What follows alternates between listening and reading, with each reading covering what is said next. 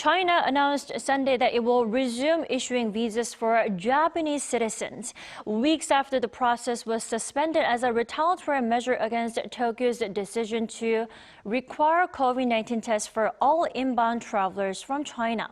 However, Beijing has yet to restart the issuance of visas for South Korean citizens. Our Seung-jae has more.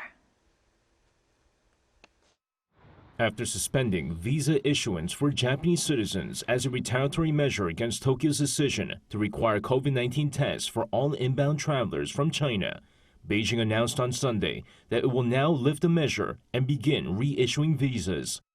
Watchers say Beijing's visa resumption may be linked to Japan's decision last Friday to downgrade its classification of COVID-19 on May 8th, as the restrictions it currently imposes on visitors from China will all be lifted once the downgrade becomes official.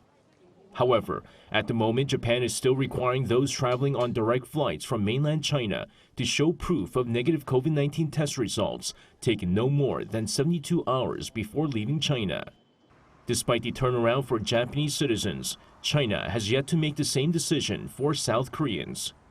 In response to the retaliatory measures, South Korea's foreign ministry says it's continuing to hold discussions with China to try to remove visa restrictions for South Korean citizens. It stressed that measures put in place for travelers from China are by no means politically motivated and that all measures were put in place in keeping with scientific standards.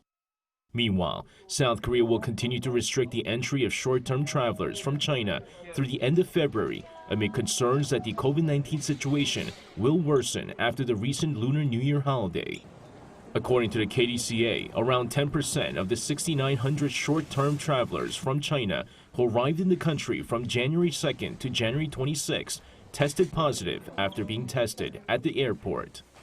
Seung-jae, Arirang News.